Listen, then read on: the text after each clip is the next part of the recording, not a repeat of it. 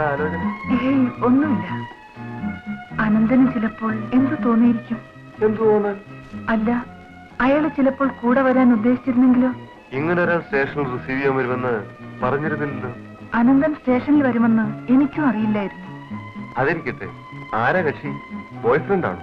Boy ഫ്രണ്ടോ? നല്ല തമാശ. ഞങ്ങൾ നാട്ടിൽ അയൽവക്കക്കാരാണ്. ആ, അങ്ങനെ വരട്ടെ. അതാണ് എന്റെ കൂടെ പോന്നപ്പോ അയാളുടെ മുഖത്തൊരു ചമ്മല്. ഏതായാലും അയാൾക്ക് ശ്രീദേവിയോട് ഒരു ക്രേസ് ഉണ്ടെന്നുള്ള കാര്യം ഉറപ്പാണ്. സില്ലി, ഞാൻ കുട്ടിയായിരിക്കുമ്പോഴേ നാട് വിട്ടതാണ് അനന്തൻ. പിന്നെ കാണുന്നത് ഇവിടെ. സോറി മാഡം, അവകാശഭാവത്തിൽ പറഞ്ഞോണെന്നറിയാം. എന്നാലും ശ്രീദേവി വേറൊരാൾക്ക് പ്രാധാന്യം കൽപ്പിച്ച് കണ്ടപ്പോ ഉള്ളത് പറയാമല്ലോ. I fell jealous. അനന്തനോട് അസൂയ? പാവം, അയാൾ ഒരു നല്ല ഫ്രണ്ട് മാത്രമാണ്.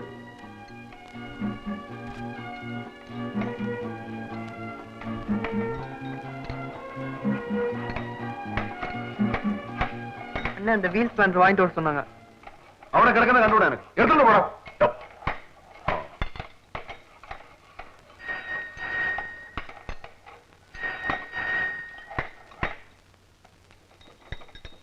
അനന്ത ഫോൺ.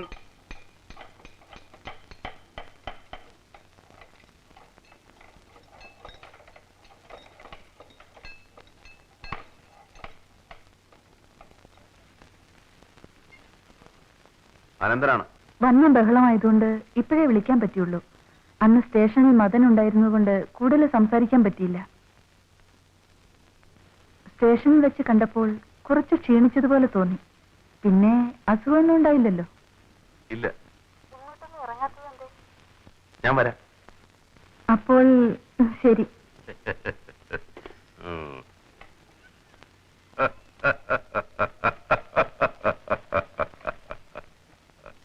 അസുഖം വന്ന് മാറിയെന്ന് കരുതി ശരീരം സൂക്ഷിക്കാൻ നടന്നാൽ കുഴപ്പമാണ് കേട്ടോ.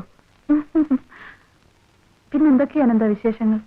നമുക്കൊന്ന് പുറത്തേക്ക് ഇറങ്ങിയാലോ? അയ്യോ, ഫൈനൽ ഇയറാ, ഒരുപാടുണ്ട് പഠിക്കാൻ. പഴയതുപോലെ ഉഴപ്പി നടന്നാൽ. അയ്യോ വേണ്ട, പഠിത്തം പ്രധാനമാണ്, അത് മുടക്കണ്ട. ഞാൻ വെറുതെ ചോദിച്ചെന്നേ ഉള്ളൂ. വരട്ടെ? ഞാൻ ഇടയ്ക്ക് വരാം, അല്ലെങ്കിൽ വിളിക്കാം. ഏതായാലും കാര്യങ്ങൾ ഇത്രത്തോളം ആയ സ്ഥിതിക്ക് നമുക്ക് റെസ്റ്റോറന്റിൽ പോയി ഒരേ ചായ കുടിക്കാം.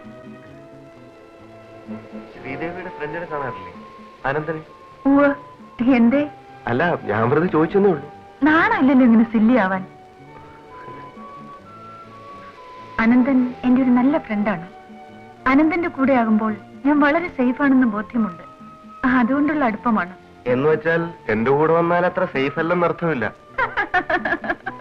മദൻ മെഡിസിന് പകരം ലോയ്ക്ക് ചേരേണ്ടതായിരുന്നു. ആ, അങ്ങനെ കുറെ ആഗ്രഹങ്ങൾ ഉണ്ടായിരുന്നതാ. പക്ഷെ എന്റെ ബന്ധപ്പെടി ഞാൻ ജനിക്കുന്നതിന് മുമ്പേ എന്നൊരു ഡോക്ടറായി കാണണമെന്നുള്ള കൂട്ടത്തിലായിപ്പോയി. എന്ത് ചെയ്യാനാ?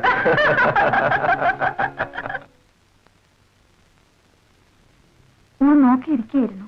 എന്ത് അത്യാവശ്യമായിട്ട് കാണണമെന്ന് പറഞ്ഞു? പറയാം, ഇരിക്കൂ.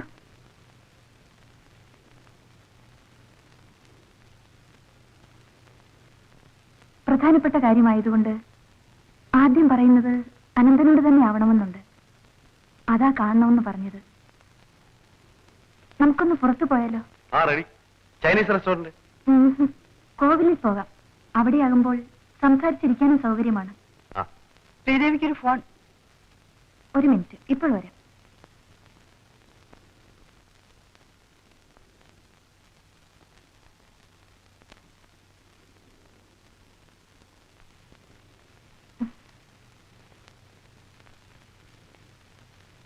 എന്തേ? ഇങ്ങനെ നമ്മുടെ പ്രോഗ്രാം നടക്കില്ല.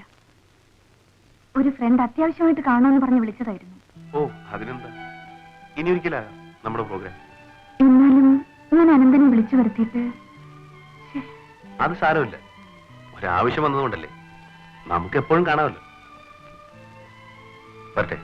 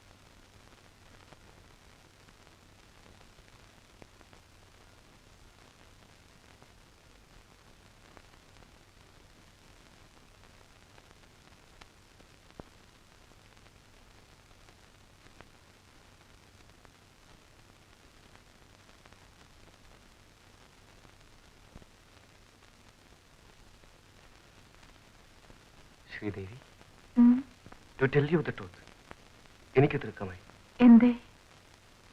ശ്രീദേവിയെ സ്വന്തമാക്കാൻ.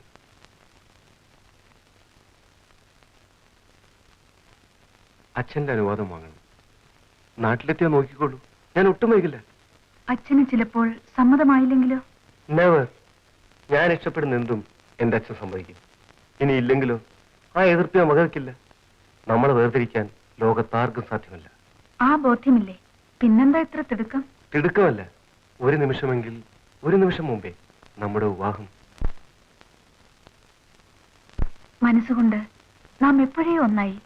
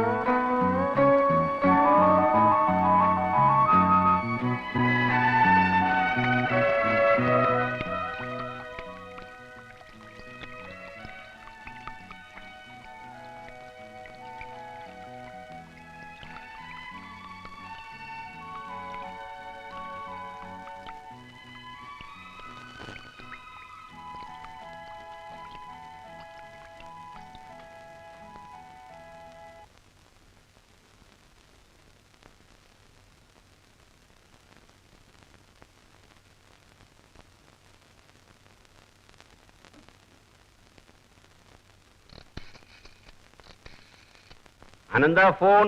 ഞാനിവിടെ ഇല്ല, നേരത്തെ പോയെന്ന് പറഞ്ഞു.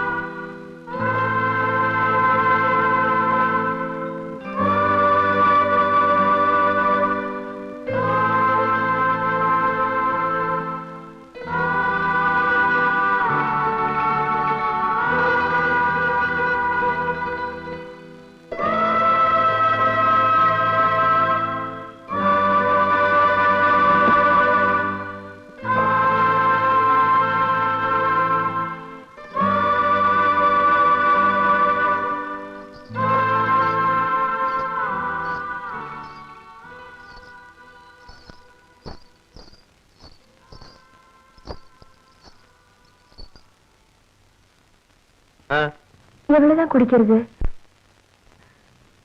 ரொம்ப நாளா நானும் இது கவனிச்சுட்டே இருக்கேன். ഞാൻ കുടിച്ചാ നിനക്കെന്താ? ചോദിച്ചു കേട്ടില്ലേ, ഞാൻ കുടിച്ചാ നിനക്കെന്താണെന്ന്? நான் யாரும் இல்ல. ஆனா இப்படி பார்க்கும்போது எனக்கு ரொம்ப கவலையா இருக்கு.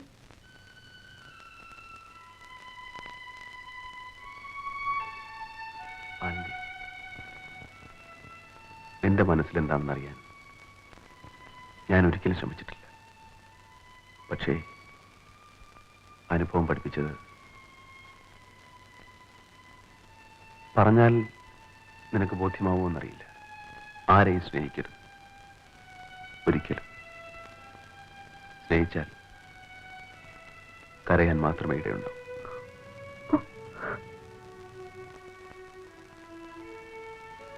ഓ ആനന്ദി, ഓ ആനന്ദി.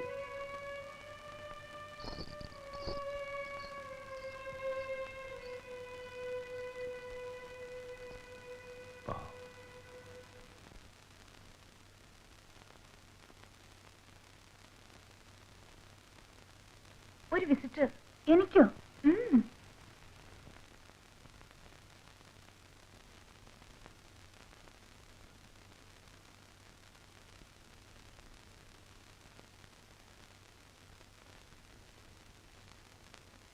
കത്തയക്കാമെന്നാ വിചാരിച്ചത്. അതിനിടയിൽ ഇതുവഴി വരേണ്ട ഒരു ആവശ്യമുണ്ടായി. എന്നാൽ കയറിക്കണ്ട് പറയാമെന്ന് കരുതി. ഞാനൊരു ഫോറിൻ ടൂറിന് പോകുന്നു അടുത്ത ആഴ്ച. മിനിയും കൂടെ വരുന്നുണ്ട്. പരീക്ഷ കഴിഞ്ഞ് നിന്റെ വെക്കേഷൻ ടൈമിൽ ഞങ്ങൾ ഇവിടെ ഉണ്ടാവില്ല. നീ ഹോസ്റ്റലിൽ കണ്ടിന്യൂ ചെയ്യുന്നോ അങ്ങോട്ട് വരുന്നോ? നീ വരുന്നുണ്ടെങ്കിൽ മതിയല്ലോ സർവന്റിനെ റീറ്റെയിൻ ചെയ്യുന്നത്. എങ്ങനെയാ വേണ്ടതെന്ന് വെച്ചാൽ പറഞ്ഞോളൂ, എനിക്ക് ധൃതിയുണ്ട്. ഹോസ്റ്റലിൽ കഴിയാം. ശരി, നിന്റെ സൗകര്യം പോലെ. ഞാൻ ഇറങ്ങുന്നു. വിശേഷിച്ചൊന്നുമില്ലല്ലോ.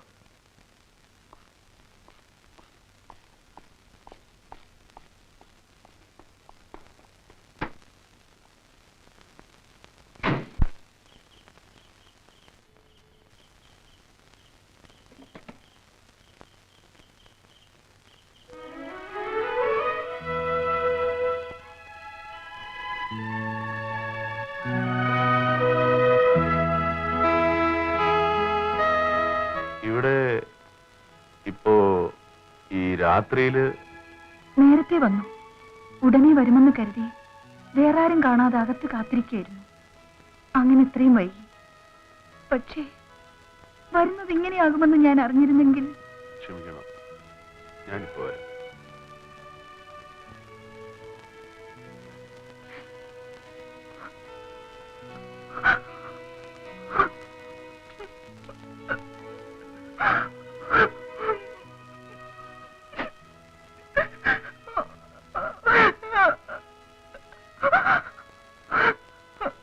എന്തു പറ്റി?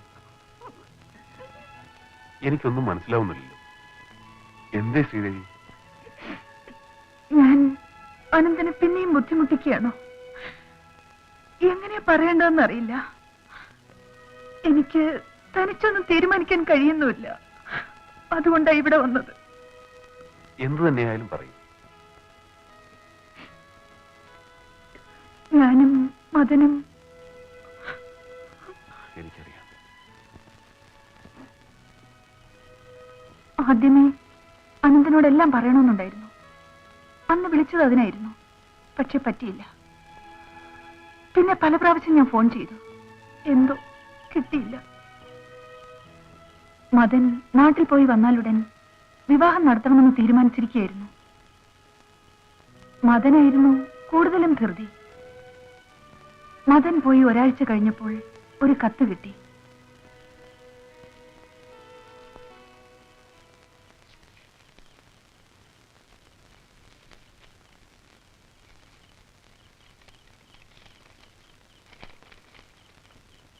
എന്റെ ശ്രീദേവിക്ക് നമ്മുടെ കാര്യങ്ങൾ തീരുമാനിക്കാൻ ധൃതിപ്പെട്ടാണ് പോകുന്നത്. പക്ഷേ പെട്ടെന്നൊരു അത്യാഹിതം.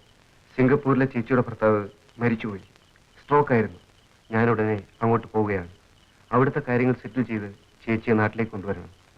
എത്രയെന്നറിയില്ല. ചെന്നിട്ടെഴുതാം. സ്വന്തം മദൻ. ഇത്രയല്ലേ ഉള്ളൂ. അവിടെ നിന്ന് വന്നാലുടൻ അദ്ദേഹം വരുമല്ലോ.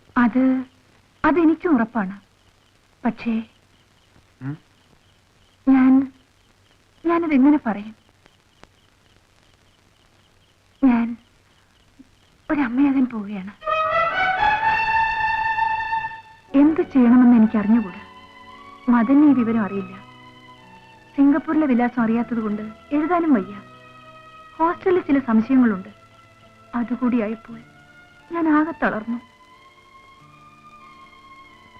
മദൻ വരുന്നതുവരെ താമസിക്കാൻ എവിടെയെങ്കിലും ഒരു വീട് അനന്തൻ വിചാരിച്ചാൽ. നാളെ ആവട്ടെ, നമുക്ക് അന്വേഷിക്കാം. ഇപ്പൊ സമാധാനമായിട്ട് കിടന്നുറങ്ങും.